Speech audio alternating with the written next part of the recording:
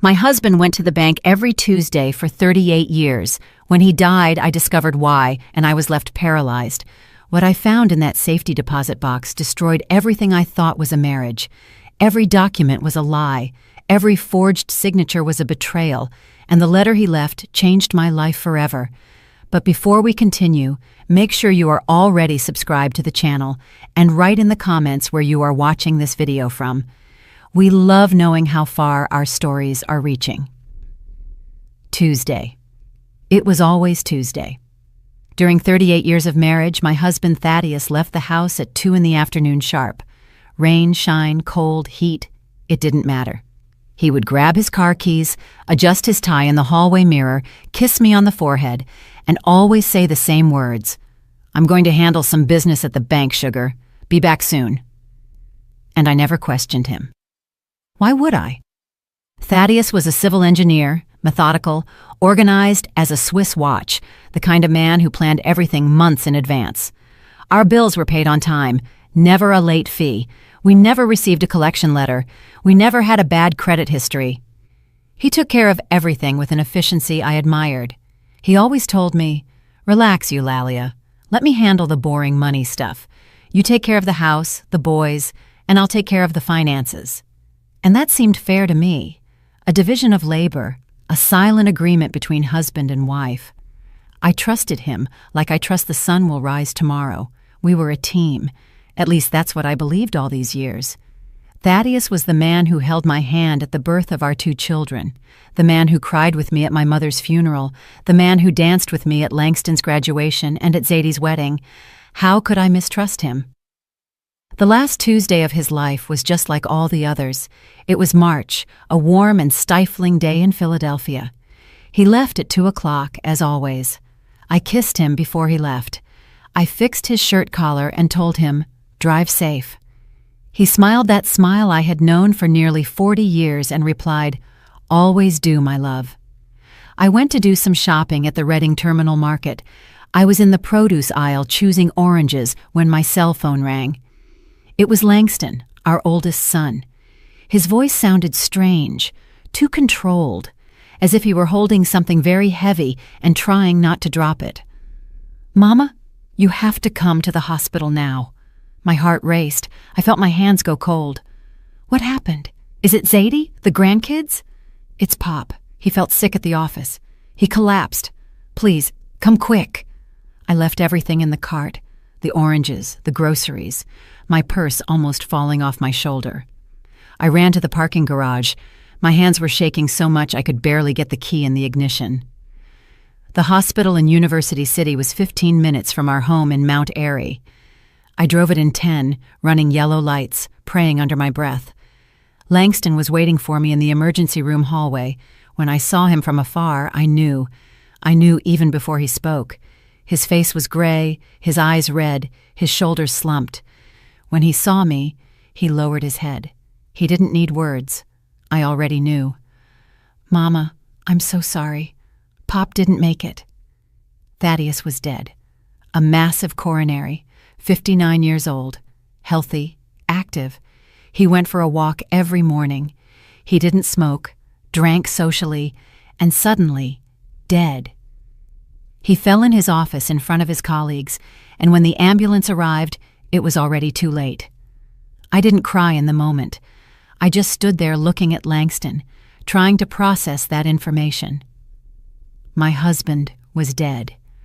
The man with whom I shared a bed for 38 years, the father of my children, dead. Everyone found it strange that I didn't cry. People hugged me at the hospital. They said it was shock, that the pain hadn't hit yet, that it would come later when it sank in. But it wasn't that. It wasn't shock. It was something else, a strange sensation in my chest, as if a door had opened inside me, as if I could breathe in a way I hadn't done in a long time. Freedom. I felt free, and that scared me more than his own death. What kind of wife feels relief when her husband dies? What kind of person was I? The funeral was a rainy Saturday. Mother Bethel AM Church was packed. Thaddeus's work colleagues, fraternity brothers from his Howard University days, neighbors, people I didn't even know, all talking about how hardworking, dedicated, honest, and upright he was. I listened to all of it and felt disconnected, as if they were talking about a stranger. Not because Thaddeus was different from what they said, but because I was starting to realize that perhaps I had never really known him. Zadie cried through the whole service. She was always closer to her father. Daddy's girl. Langston was more contained, but I saw the tears run down when they closed the casket, and I was there in black, accepting condolences, thanking people who brought casseroles, flowers, empty words of comfort. But inside, I only felt that strange emptiness. The following Monday, 2 days after the burial, a white envelope arrived. My name typed in black letters, no return address. I opened it without thinking much. Inside was a sheet of paper with the letterhead of Union Trust Bank. I read it once, then I read it again, slower, trying to understand. Dear Mrs. Eulalia Vance, we deeply regret the passing of your husband, Thaddeus Vance. According to our system records, you are listed as a co-holder of Safety Deposit Box number 1847. The rental of the box is paid until December of the current year. We request that you contact us as soon as possible to schedule access to the contents. Sincerely, Management Union Trust Bank. I stared at that paper, not understanding. Safety deposit box? What safety deposit box? Thaddeus had never mentioned anything about a box. In 38 years of marriage, not a word, not a hint, nothing. I called the bank immediately, hands trembling, heart racing. The customer service lady was polite and professional. Yes, there was a box in the name of Thaddeus Vance and Eulalia Vance. Yes, I was a co-holder. Yes, I could access it. Wednesday at 10 in the morning would work. Wednesday, 2 days away. 48 hours that felt like 48 years. I spent the entire Monday without sleeping, walking through the house like a ghost, opening drawers, looking at papers, searching for any clue, any explanation. Everything seemed normal. Documents organized in folders with labels, bills in alphabetical order, Thaddeus's impeccable handwriting on every label, every note, PICO bill, water bill, property tax. Everything there, everything in order. But there was something wrong. I felt it like when you come home and know someone was there. They rummage through your things, but you can't prove it. That feeling of invasion, of violation. But violation of what? I didn't know yet. Tuesday night, Langston showed up. He looked exhausted, eyes sunken, beard unshaven, tie loose. His father's death had been a hard blow for him, for all of us. Mama, we need to talk. Those words. Everyone knows nothing good comes after them. We sat in the kitchen. He placed a thick folder on the table. The kind of folder lawyers use, manila with an elastic band. I was organizing the documents from Pop's office, the papers for his consulting firm. There's something weird here, something that doesn't add up. My stomach turned. What kind of thing? Langston opened the folder. Inside were bank statements, papers I had never seen, numbers that made no sense. He pointed to a specific line. Your joint account, Mama, the one that always held your money, it's practically at zero. It only has $1,200. $1,200? What do you mean zero, Langston? That's not possible. There has to be a mistake. We always had money in that account. Your father deposited his check. I deposited my pension. How can it be at zero? I don't know, Mama, but here it is. And there's more.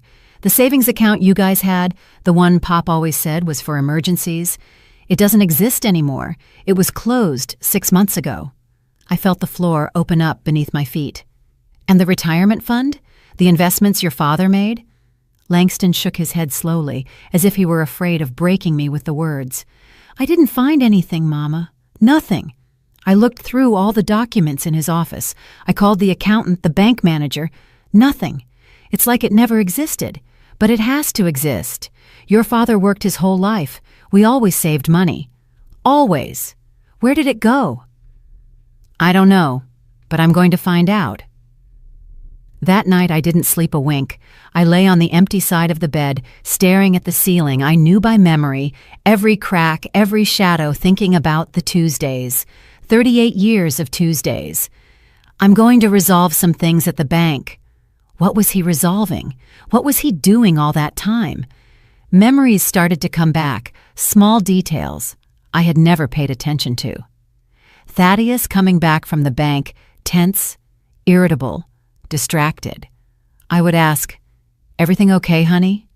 And he would answer, "Everything's fine, just tired." How many times, how many Tuesdays did he come back like that? And I never questioned him. I never investigated, because trusting was easier than doubting. Wednesday arrived cold and gray, the kind of day that seems to announce trouble. I dressed carefully. Black slacks, white blouse, navy blue blazer. It wasn't clothing. It was armor. I looked at myself in the mirror. 60 years old, gray hair I insisted on dyeing chestnut brown, wrinkles around the eyes, marks of a life lived. But what life had that been, after all? Langston wanted to go to the bank with me, but I told him no. Whatever was waiting for me in that safety deposit box, I needed to see it first. Alone. Some things have to be faced without an audience. The bank was modern, a building of smoked glass in Center City. Glass, steel, cold lights that made everything look artificial. The manager met me in the lobby, a woman in her 50s, hair in a perfect bun, gray tailored suit, professional smile. "Mrs. Vance, my deepest condolences. Your husband was a client for many years, an admirable man." Admirable. That word again. Everyone thought Thaddeus was admirable. Was I the only one starting to doubt? She took me to the vault. We went down in a silent elevator. When the doors opened, I saw a long room with walls covered in small metal doors, safety deposit boxes, hundreds of them, each one guarding someone's secrets. "Number 1847, she said, stopping in front of a small door in the middle of the wall. She used 2 keys, one of hers, one she handed to me, to open it. Inside was a long metal box, heavy by the way she pulled it out. "I'll leave you to it, Mrs. Vance. There's a small room over there where you can examine the contents in total privacy. Take the time you need.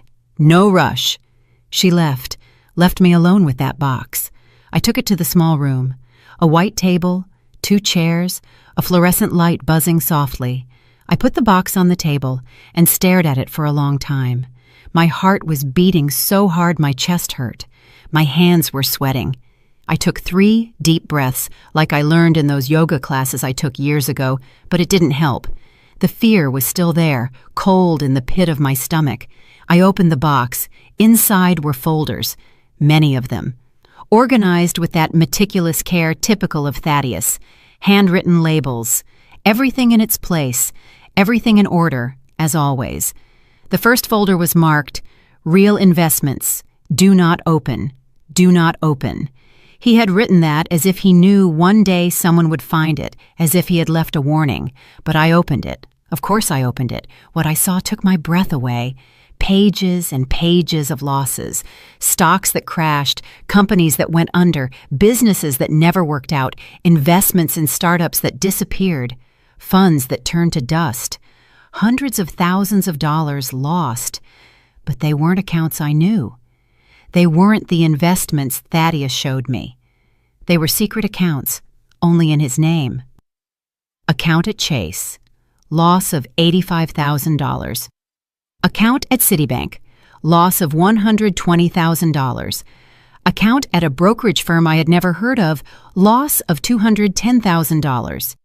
The numbers danced in front of me. How much money was that? How much of our life had been thrown in the trash? The second folder was even worse. Much worse. Loans. Urgent. I opened it with hands that were now trembling uncontrollably. Loans. 3 of them. All using our house as collateral. The house we had lived in for 40 years in Mount Airy, the house where I raised my children, where I planted rose bushes in the garden, where I painted every room, where I kept every memory. Thaddeus had put our house at risk.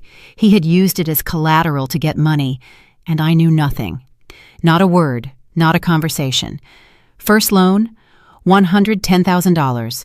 Second loan, $120,000. Third loan, $90,000. Total debt, $320,000. On our house. My house. My hands shook so much I almost dropped the folder. The air seemed to have vanished from that little room. I couldn't breathe right. The room seemed to be spinning. I leaned on the table, closed my eyes, tried to concentrate, but the numbers were still there, burning behind my eyelids. $320,000. The third folder destroyed me completely. Credit cards. Mrs. Eulalia Vance. My name. My full name. I opened the folder. Credit cards, 15 of them, all in my name. Accounts I never opened, cards I never saw, but there they were. My full name, my social security number, my date of birth, my signature. Only it wasn't my signature. It was similar, very similar, but it wasn't mine. It was forged. Thaddeus had forged my signature. My own husband had stolen my identity. I checked each card, one by one, with hands that wouldn't stop shaking. Discover, limit of $10,000, exceeded by $2,000. Capital One, limit of $15,000, exceeded by $17,000. Amex, limit of $8,000, exceeded by $9,000. And so on. 15 cards, all maxed out, all with accumulated interest, all with my name, my social security, my supposed signature, total debt on the cards, $110,000. All in my name, all without me knowing. Every purchase, every withdrawal, every minimum payment, all done by Thaddeus, using my name, destroying my credit, turning me into a debtor, without me knowing. I sat there. For how long? I don't know. Could have been 10 minutes, could have been an hour. Time had stopped. I was trapped in that white room with those open folders in front of me, trying to process what I was seeing, trying to understand how the man who swore to love me, protect me, respect me, had done this to me. All the questions I didn't ask, all the documents I didn't question, all the times he told me, let me handle it. And I let him, because trusting was easier, because loving meant not doubting, because in 38 years of marriage, you build a story and you believe in it, even when the story is a lie.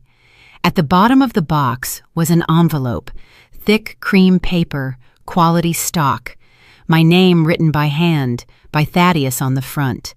That handwriting I knew so well, the handwriting that wrote love notes when we were courting, the handwriting that signed the boys' report cards, the handwriting that wrote I love you in hundreds of birthday cards, Christmas cards, Valentine's Day cards. I opened the envelope with steady hands. The pain, the shock, everything had dissipated. What remained was something colder, sharper, rage, pure and crystalline. Inside was a letter, several pages written by hand. I started to read. Eulalia, my love, if you are reading this, I have already passed, and you found the box. You found everything, and now you know. I am so sorry. I know these words are empty. I know apologies aren't enough, but I need to try to explain. I need you to understand, even if you can't forgive me. He continued. 5 years ago, an opportunity came up. A new construction firm with big projects, contracts guaranteed with the city for the infrastructure updates. The owner was a guy I knew from college. He called me to invest, said it was absolute certainty, guaranteed profit. I could triple our money in 2 years. I thought of you, of us, of being able to give you a peaceful old age, trips to Martha's Vineyard, comfort, security. He went on.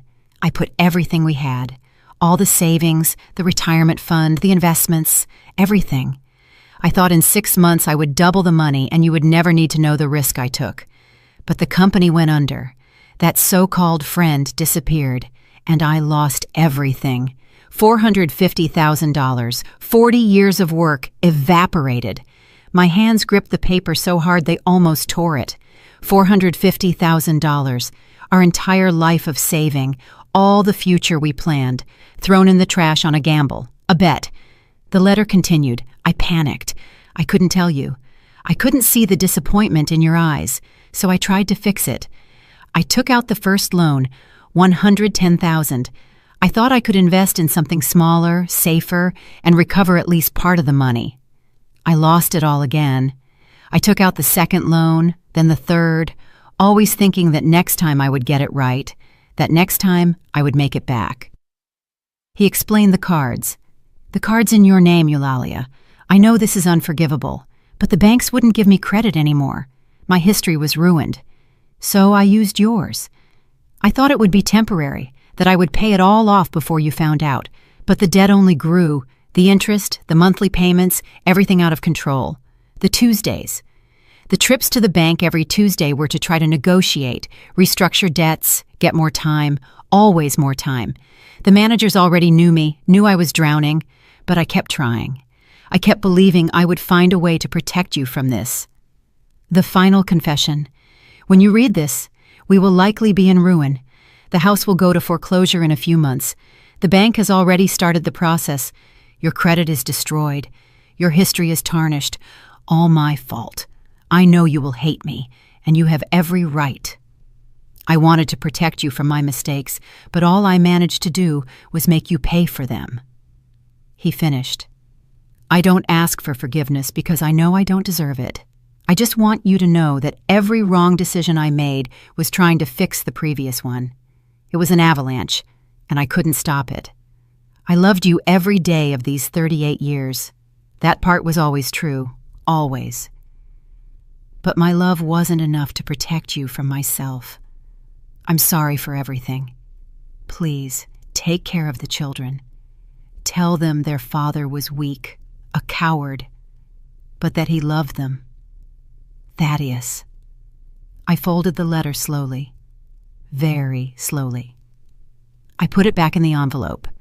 I put everything back in the box with care, every folder in its place, every document organized. I stood up. My legs were shaky, but I wasn't going to fall. Not there, not now. I walked out of that room with my head held high. The manager was waiting for me outside with a worried face. Are you okay, Mrs. Vance? I looked her in the eye. No, but I will be. I need copies of everything in that box, every document, every paper, and I need the name of a good lawyer, the best one you know. Her eyes widened. She understood. Of course she understood. She had probably seen cases like this before. Secrets kept in strong boxes, lives destroyed in metal drawers. I'll make the copies myself, Mrs. Vance, and I know an excellent attorney, Attorney Althea Dubois. She specializes in family law and financial fraud. I can call her now if you like. I would like that, please. While she made the copies, I sat in the bank lobby, people entering and leaving, normal life happening all around. But my life had just exploded. Everything I thought I knew was a lie. Everything I planned was an illusion. And the man I loved for 38 years was a stranger. When I got home, it was already past 2 in the afternoon. Langston's car was in the driveway. He must have been waiting for hours. I walked through the front door and found him in the living room, pacing from one side to the other with his cell phone in his hand. When he saw me, he ran to me. Mama, I was worried. You weren't answering the phone. I thought, everything is fine, son, or rather it isn't, but I'm going to survive. He noticed the thick folder I was carrying, the copies the bank had made. What is that? Sit down. I need to show you something, and you have to call Zadie. She needs to know too. Langston called his sister. She arrived in half an hour, her eyes still puffy from crying so much. Since the funeral, Zadie hadn't stopped crying. Her father's death had broken something in her, and what I was about to tell her was going to break it even more. We sat, the three of us, at the kitchen table, the same table where we had so many family meals, birthdays, Christmases, ordinary Sundays. Now it was going to be the place where I destroyed the image my children had of their father. I opened the folder. I took out the documents one by one. I placed them on the table carefully. This is what I found in the safety deposit box your father kept secret for years, maybe decades. I don't know for sure. Langston took the first document, the lost investments. I watched his face change color as he read. Zadie looked over his shoulder, not understanding at first, then understanding, then turning pale. $450,000, Langston whispered. Pop lost $450,000? No. He threw $450,000 in the trash on risky investments, without consulting me, without telling me, all in secret. I showed them the loans. He used our house as collateral. 3 times, $320,000 of debt, the house where you grew up, where every memory of ours lives. He put it at risk. Zadie started to cry. No, Daddy wouldn't do that. There has to be a mistake, some explanation. I put the credit cards on the table, 15 statements, my name on all of them. He forged my signature. He opened credit cards in my name, $110,000 of debt, all in my name. My Social Security, my credit destroyed. Langston turned white, completely white. This is a crime. This is identity theft. I know, but why? Why would Daddy do this? I handed them the letter. Read it. He explained everything, or tried to explain. Langston read it out loud. Every word was a stab wound. Zadie cried harder with every sentence. When he finished, a heavy silence fell, the kind of silence that comes after an explosion. Mama, Langston said finally, his voice choked. This is bad. Very, very bad. The house, your savings, your credit. Everything was destroyed. I know. How are you so calm? I looked at both of them. My children, who were still innocent this morning, who woke up thinking their father was a hero and now knew the truth. Because rage isn't going to solve anything right now. I need a plan. I need a strategy. I need to fight. And you two are going to help me. Zadie shook her head, still crying. I can't believe it. I can't. Daddy. He was always so... What? So reliable? So honest? Well, yes, baby. I thought so too. But the truth is this. And the sooner we accept it, the sooner we can start fixing it. That night, I couldn't sleep again. I was exhausted, but my mind wouldn't stop. I went over the last few years looking for signs I missed, clues I ignored, and I found several. Thaddeus getting angry when I asked about money. Leave it alone, Eulalia. I know what I'm doing. Thaddeus changing the subject when I talked about retirement. We'll talk about that later. Thaddeus leaving nervous on Tuesdays, coming back tense, drinking more bourbon than usual. The signs were there. I was the one who chose not to see them. Or he was too good at hiding them. Probably both. The next morning, Zadie showed up early, unannounced.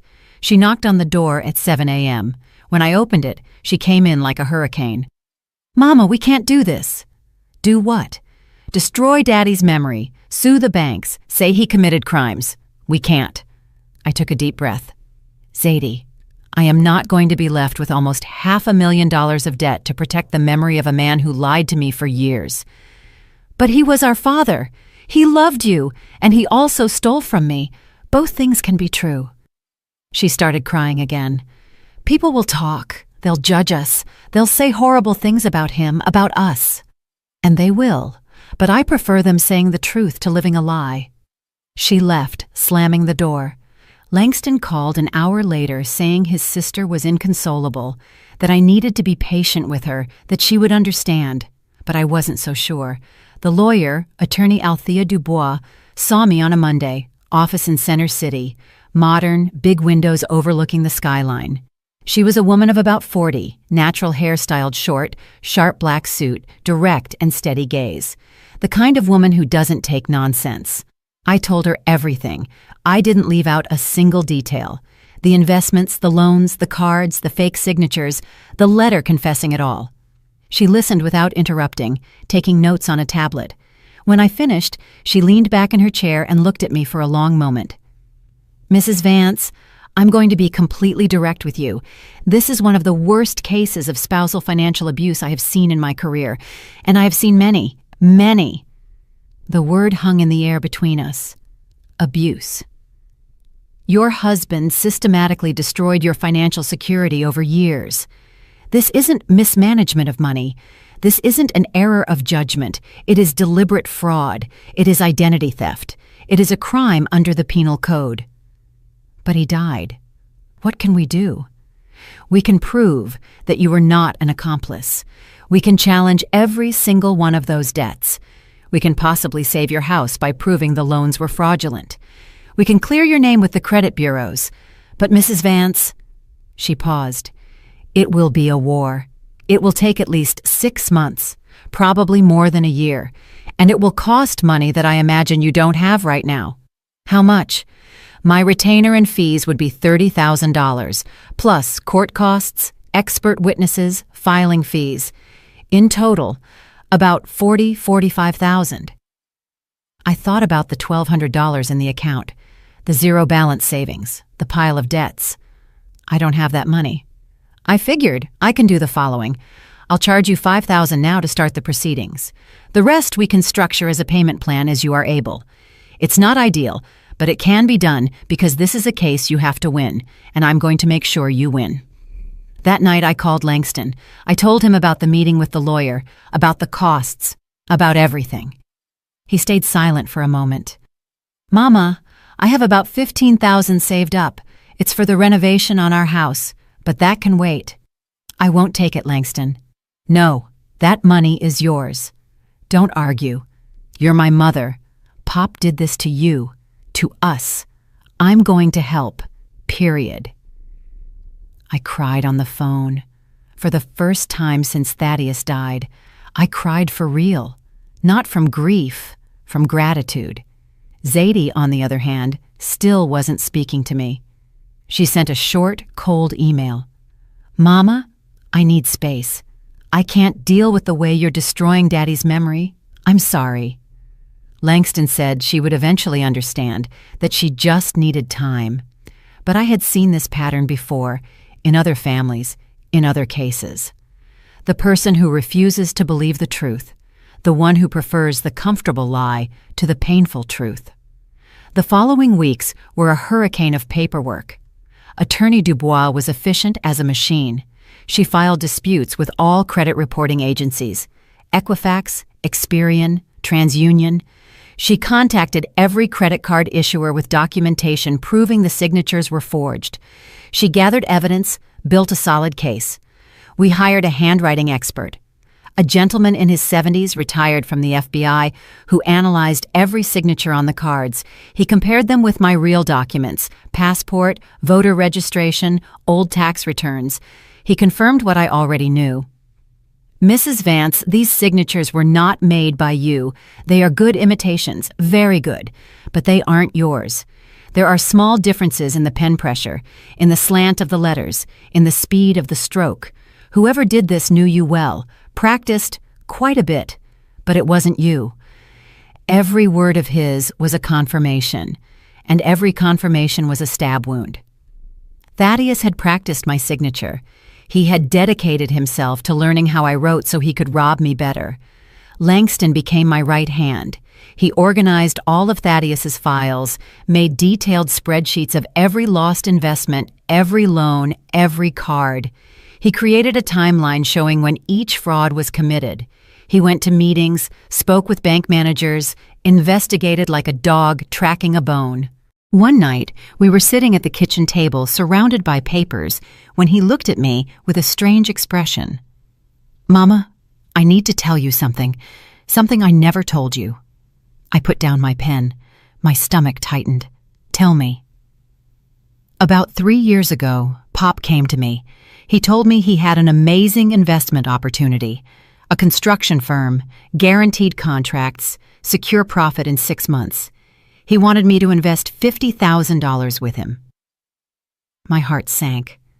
Langston, please tell me you didn't give him that money. I almost did, Mama. Almost. I had $50,000 saved in my 401k. It was savings for a down payment on a bigger place, for the kids' college in the future. And Pop spoke with such certainty, with such enthusiasm, said in 6 months I'd have $100,000. He took a deep breath. But Corinne didn't buy it, my wife. She said, If it's so guaranteed, if it's so safe, why does your father need our money? Why doesn't he use his own money?" We fought ugly about it. I got so mad at her. I thought she was mistrusting my father for no reason. But she didn't budge. She said, "You either choose to invest with your dad or stay married to me. But you can't have both." So I told Pop no. Langston looked at me with astonished eyes, full of guilt. I think he was already drowning back then. I think the construction company had already gone under. I think he was desperate trying to use my money to cover his own mistakes. If I had said yes, we would have lost everything too. Corinne saved me, and I almost didn't forgive her for it. I held his hand across the table. "But you didn't invest. Thank God you didn't invest. And you know what that tells me? That your father was drowning, and people who are drowning grab onto anything, anyone, even if they sink everyone together. Do you think he would have continued asking other people for money? His friends? His relatives? I think he was doing anything to stay afloat. And when we're in that state, we lose the notion of right and wrong, or we choose to ignore it." 3 months after Thaddeus's death, we had our first victory. 2 credit card issuers agreed that the signatures were forged. They removed the debts from my credit report. $23,000 of debt erased. It wasn't everything, not even close. But it was proof that the truth could win, however slowly. Zadie still wouldn't talk to me. I tried calling her, sending messages. Nothing. She had blocked me on everything. Langston said she was processing, that I had to respect it. But it hurt. It hurt losing my husband and my daughter in the same year. The lawsuit regarding the house loans was more complicated. The bank's lawyer argued that as Thaddeus's wife, I had benefited from the loan money, even if I hadn't signed, even if I didn't know. Attorney Dubois refuted forcefully. She can prove she never saw those funds. They were deposited into accounts exclusively in his name, spent on investments that failed before she knew they existed. She was a victim, not an accomplice. "We'll have to go to court," she told me in one of our meetings. "A judge will have to decide if you are responsible for debts incurred through fraud, even being married to the fraudster." "Are we going to win?" She hesitated, and I appreciated the honesty. "I think so. We have a strong case, but I can't guarantee it. It's complex legal ground. There have been rulings for both sides." The hearing was scheduled for September, 6 months after Thaddeus's death. 6 months that felt like 6 years. In the weeks leading up to the hearing, I did something I hadn't done in years. I looked for a job. At 60 years old, I wasn't exactly in demand in the job market. I spent most of my adult life as a homemaker. I went back to working as an English teacher at language schools after the boys grew up. I retired 2 years ago, dreaming of traveling, seeing the world, enjoying the grandkids, enjoying the life I had built. Instead, I was applying for openings at clothing stores, restaurants, supermarkets, anywhere that would hire someone needing to start from scratch at 60. A language institute called me for an interview. The Wheatley Language Institute in Germantown.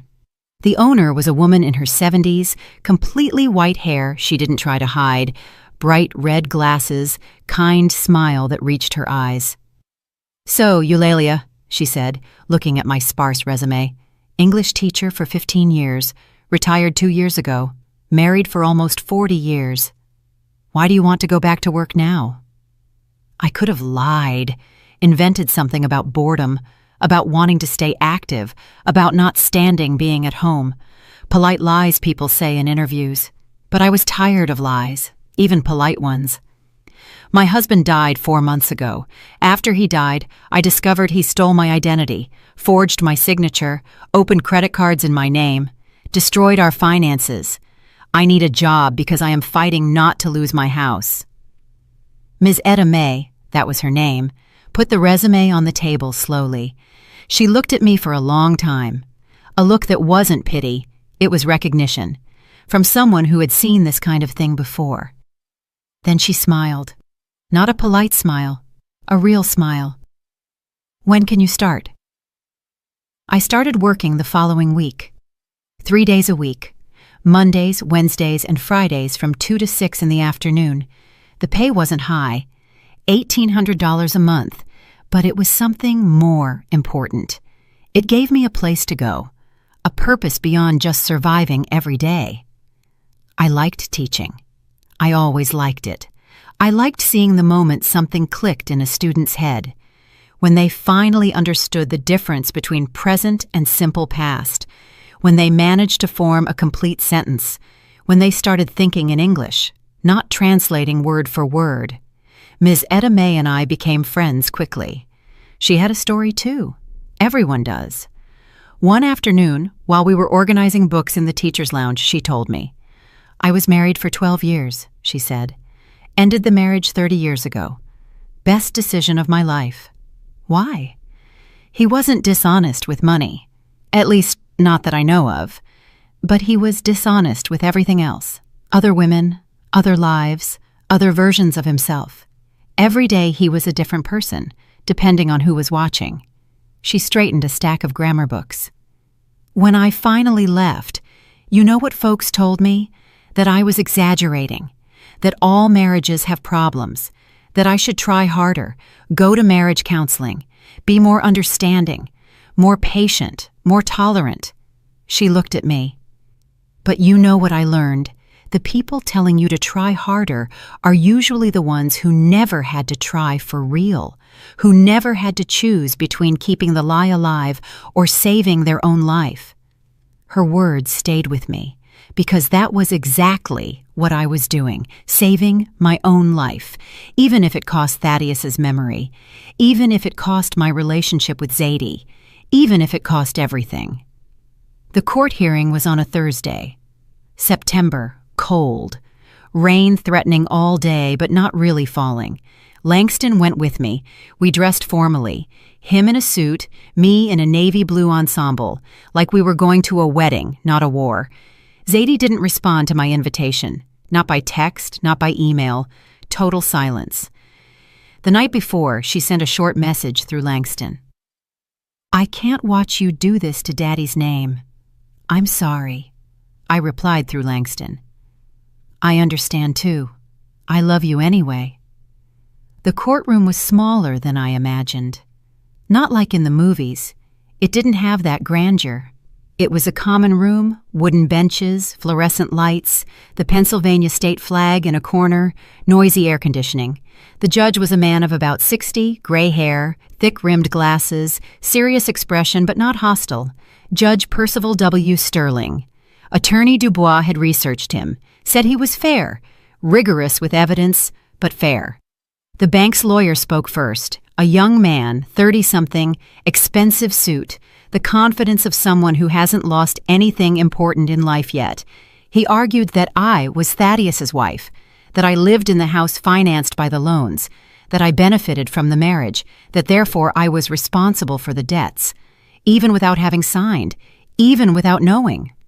"Your Honor," he said with a firm voice, "the financial institution acted in good faith. We granted the loans following all protocols, verified documentation, recorded the liens. The fact that the spouse claims lack of knowledge does not void the contract, especially considering she indirectly benefited from the resources." Attorney Dubois stood up when it was her turn. She was smaller than the bank lawyer, but when she spoke, she filled the room. "Your Honor, with all due respect, my client benefited from nothing.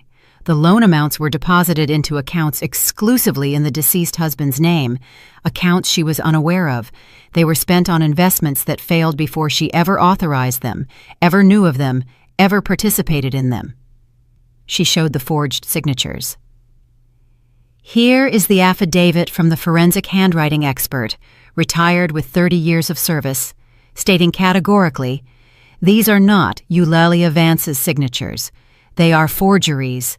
Good forgeries, but forgeries. My client was a victim of a crime, identity theft committed by her own husband." She showed Thaddeus's letter. "And here is the confession from the fraudster himself, admitting everything, every debt, every forgery, every lie. This is not spousal negligence, Your Honor. It is a crime." The judge called for a recess. We went out into the hallway. Langston paced back and forth. Attorney Dubois checked messages on her phone. I sat on a hard wooden bench, completely still, hands folded in my lap. "You were great in there, Mama," Langston said. I hadn't even had my turn to speak yet, but he was nervous, needed to say something. I nodded, but I wasn't thinking about the trial. I was thinking about Zadie, about the daughter who couldn't accept what her father had done, who needed the lie, who chose the illusion over the truth, and wondering if one day she could forgive me for saying the truth out loud. After an hour and 15 minutes, they called us back. Attorney Dubois called me to testify. I sat in the witness chair. I put my left hand on the Bible. I swore to tell the truth. Only the truth. Mrs. Vance, Attorney Dubois began, when did you first know about these loans? When I opened the safety deposit box my husband kept secret, 4 days after he died, after 38 years of marriage. Did your husband ever mention taking out loans using your house as collateral? Never. Did you receive any money from these loans? No, not a dime. It all went to accounts I didn't even know existed. Did you sign the loan documents? No, I did not sign. The bank lawyer stood up for cross-examination. He had that polished aggression of a corporate lawyer, young, ambitious, lacking empathy. Mrs. Vance, isn't it true that you entrusted all finances to your husband? Yes, I trusted him. So you chose not to involve yourself in the family's financial decisions. I took a deep breath, looked him in the eye. I trusted him. That is not the same as choosing to be deceived. Trusting your partner isn't giving them permission to steal your identity. But you benefited from the marriage, correct? You lived in the house where these loans were made? I lived in my house. The house we bought together 40 years ago. The house I helped pay for over decades. The house he put at risk without my knowledge, without my consent, without me having the slightest idea of what was happening. You expect this court to believe that in 38 years of marriage you never suspected anything, never noticed anything wrong? That was the question, wasn't it? The one I asked myself 6 months ago. Every night, every sleepless early morning. I looked at the judge, then at the lawyer, then at Langston, sitting in the gallery. I took a deep breath, very deep. My husband was a civil engineer. He was organized, methodical, reliable, or so I thought.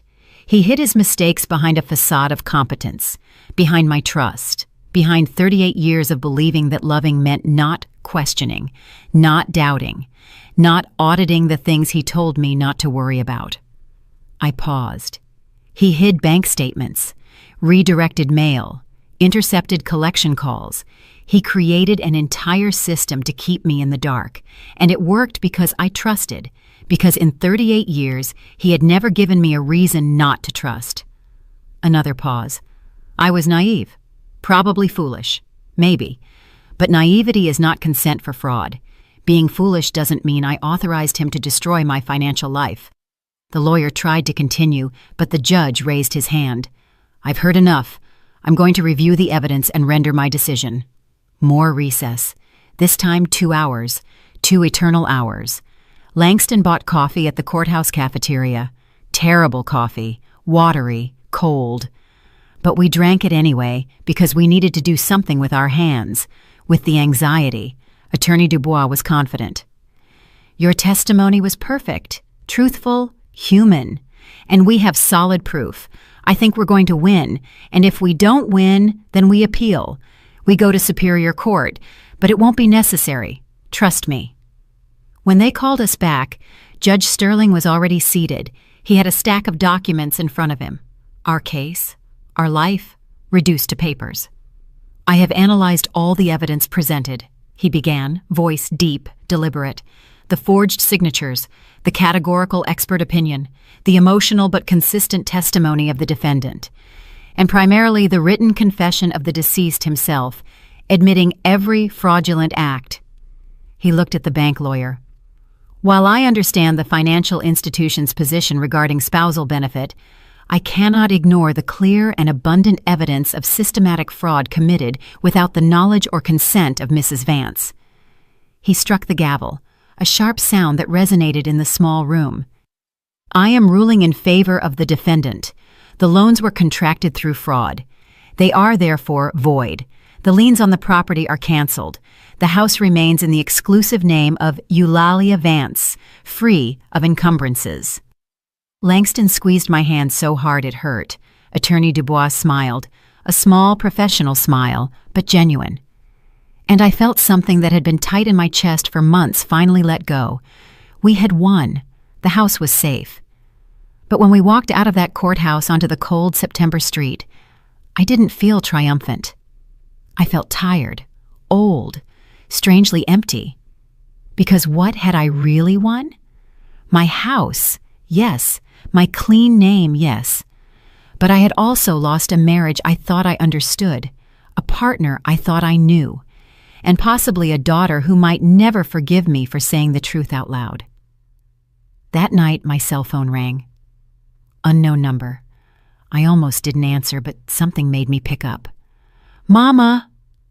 It was Zadie, voice choked as if she had cried for hours. Hi, baby. I need to tell you something. Can I come over? Of course, whenever you want. She arrived in half an hour, eyes red, swollen, makeup running, hair messy. She held a folder in her hand. She came in without saying anything, sat at the kitchen table, put the folder on the table. After the hearing today, I went to the bank. I asked to see all of Daddy's records, those you showed the lawyer, those from the lawsuit. I wanted to prove you were wrong, that there was some mistake, some different explanation. She took a deep breath, voice trembling.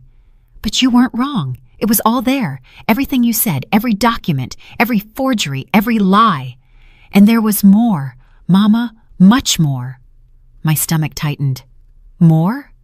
He had credit cards in my name, too. She opened the folder, pulled out statements. 5 different cards. I never opened these cards, never saw them, never knew. But they're here, in my name, my social security, my signature. Only it's not my signature. How much? $28,000. My credit is destroyed. I went to buy a refrigerator on installment plan last week. They denied me, said my history was bad, and I didn't even know. Ah, Thaddeus. Even dead, his secrets kept appearing like buried bombs waiting to explode. Zadie, I am so sorry, so much. I should have... No, Mama, I'm the one who should have believed you. I should have listened to you. But I couldn't imagine Daddy doing this. He was my daddy, you know.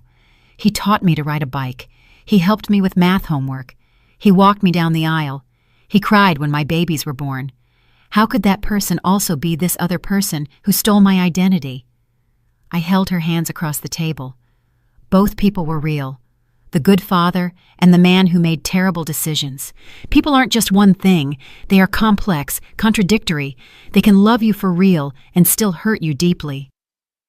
She started to cry. A deep cry, the kind that comes from the bottom of the soul. And I stood up, walked around the table, hugged my daughter. Let her cry on my shoulder like she did when she was little and fell off the swing. We stayed like that for a long time. Attorney Dubois helped Zadie the same way she had helped me, filed the disputes, contacted the credit bureaus, built the case. The handwriting expert confirmed, not Zadie's signatures, forgeries made by Thaddeus. Langston gathered the family, the 3 of us, sitting in my living room, surrounded by documents, making plans, rebuilding. We're going to get through this, Langston said, together, as a family. And I believed him, not because it would be easy, not because it would be quick, but because we were finally telling the truth, finally seeing clearly, finally not pretending that silence meant peace. The language school became my refuge, more than a job. It was where I felt useful, where I had a purpose. Ms. Etta May taught me about administration, inventory, lesson planning, and most importantly, she gave me space to heal. One day, a woman walked into the school, about 40 years old, lost look. She stood in the entryway looking at the bookshelves. "Can I help you?" I asked. She hesitated a lot, then said in a low voice, Do you have material on financial abuse in marriage? My heart clenched. I took her to a small section of self-help books. I picked 3 titles, put them in her hands, and on impulse I told her, I have personal experience with that. If you want to talk, I'm here. She looked at me surprised. Really? Very really. We talked for over an hour. Her story was different from mine in the details, but the pattern was terrifyingly the same. Husband controlling all the money, saying she didn't understand finances, that he handled everything, isolating her from information, from decisions, from her own financial life. I feel crazy, she said, like I'm inventing things, seeing problems where there aren't any. You are not crazy. If something feels wrong, it probably is wrong. Trust your gut. When she left, she hugged me. Thank you for believing me. My husband says I'm paranoid. My mama says I'm exaggerating. But you believed me. After she left, Ms. Etta May looked at me. You're good at this. At what? At listening for real. At believing without judging. At seeing the person behind the problem. I thought about Zadie's initial reaction. About the friends who drifted away when I started talking about Thaddeus, uncomfortable with the complexity, with the ugly truth. I know what it's like not to be believed, I said simply. In the following months, more women appeared. I don't know how the word spread. Word of mouth, maybe social media, church groups, but they came. Some to buy books, others just to talk, all carrying stories similar to mine. Ms. Etta May suggested creating something more formal. How about a monthly support group? Here at the school. Back room. Only women who have gone through financial abuse. You think folks would come? I think you'd be surprised. We put a small ad in the local paper, the Philadelphia Tribune, posted on the school's social media. Support group for women victims of financial abuse. First Tuesday of every month. 7 p.m. Free. At the first meeting, 12 women showed up. 12. I was expecting 3. At most. We arranged chairs in a circle in the back room, made coffee, put cookies on a tray. I started by telling my whole story. The Tuesdays, the safety deposit box, the forgeries, the legal battle, the daughter who didn't believe, the slow and painful reconstruction. When I finished, the silence was absolute. Then, one by one, they started to speak. One told how her husband had sold her car without her knowing. Another, how her ex-husband had emptied the joint account and fled. Another, how her father had stolen the inheritance left by her mother. Different stories, but all with the same pattern. Control, isolation, manipulation, lies. How did you manage to stay strong? One of them asked at the end. I didn't, I answered honestly. I cried, I screamed, I got mad, I got terrified. I spent nights without sleep, whole days without eating, but I kept going because the alternative was to give up, and I had already spent too many years letting others decide for me. The group grew quickly. Second meeting, 17 women. Third, 22. Fourth, we had to rent a larger room at a community center in Germantown because they didn't fit in the school anymore.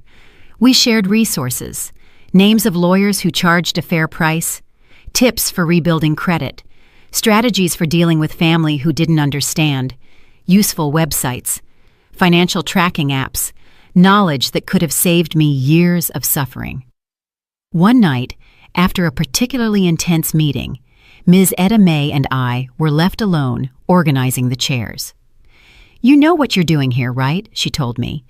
You aren't just running a support group. You're building a legacy. Thaddeus tried to destroy you, leave you with nothing, no money, no credit, no future. But you took what hurt you, and you are using it to help other women.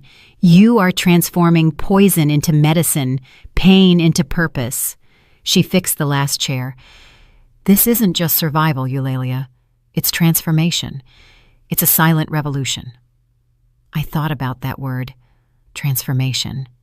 I spent so much energy trying to go back to being who I was before, trying to recover the life Thaddeus had stolen from me. But maybe that wasn't the point. Maybe the goal was to become someone new, someone forged in the fire of betrayal, of loss, of the hard work of rebuilding. 1 year after Thaddeus's death, we held the group's anniversary meeting. 28 women in a circle. Some I knew intimately, others were relatively new, all connected by the invisible thread of having trusted someone who broke that trust. When my husband died, I began, I thought my life had ended. In a way, it did.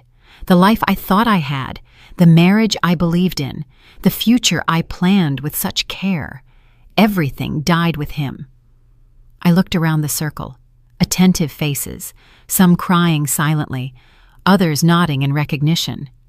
But something else was born, not immediately, not easily, but gradually. A new version of me, stronger, wiser, more cautious, but also more compassionate, because now I know what it is to be deceived by someone you love. I know what it is to discover that your whole life was based on lies. I continued. What Thaddeus did was wrong. Legally, morally, ethically wrong. I'm not going to pretend otherwise. I'm not going to soften it. I'm not going to excuse it. But what I did after was my choice. I could have stayed trapped in the rage, in the victimization, in the hate.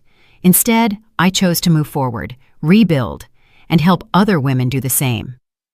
After the meeting, a young woman approached. Couldn't be more than 35, eyes red from crying. My husband handles all our money, she said. Says I'm not good with numbers, that I don't understand, that I should let him handle it. But something feels wrong. I can't explain it. I just know it's wrong. I held her hands. Trust that feeling. Ask questions. Ask to see the bills, the statements, the investments.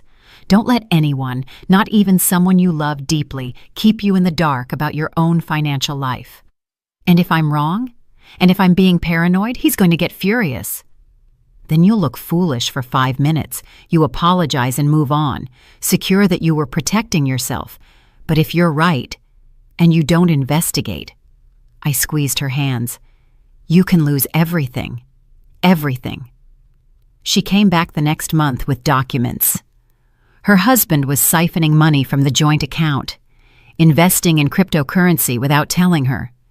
He had lost $87,000. She had filed for divorce. I'm terrified, she told me, hands shaking. I don't know how I'm going to survive, but I also feel free for the first time in years. I knew exactly what she meant. Months passed. Zadie's credit was regularized, just like mine. Langston invested his savings in a 529 plan for his kids' college, locked, protected, where no one else could touch it. And I continued working at the school 3 days a week, coordinating the support group that had grown so much it became a small nonprofit, moving forward, day after day, step by step. On what would have been my 39th wedding anniversary, I went to the bank. Not Union Trust, where the safety deposit box was. A different bank. On the other side of town, a credit union in Fishtown where Thaddeus never entered. Where no one knew my story. I opened a new account, only in my name, and I deposited my paycheck from the school. $1,800. Modest, but mine. Earned with my work, my sweat, my rebuilding. The teller smiled. Anything else I can help you with today, ma'am? Actually, yes. I would like to change the name on the account. She took the pen. How would you like it to read? Eulalia Chestnut, my maiden name. I wanted to go back to being who I was. Before the marriage, before Thaddeus, before the 38 years of trust turned to ash. She typed into the system, Done, Miss Chestnut. Your account is updated. Miss Chestnut, no longer Mrs. Vance, no longer Thaddeus's wife, just Eulalia, just me. I walked out of that bank with my head held high. The sun was shining, a beautiful spring day, fresh air, blue sky, and for the first time in over a year, I felt like I knew exactly who I was. If you are reading this, if anything in this story seems familiar, the locked doors, the secrets, the nagging feeling that something is wrong but you can't identify what. Trust yourself. Ask questions. Insist on answers.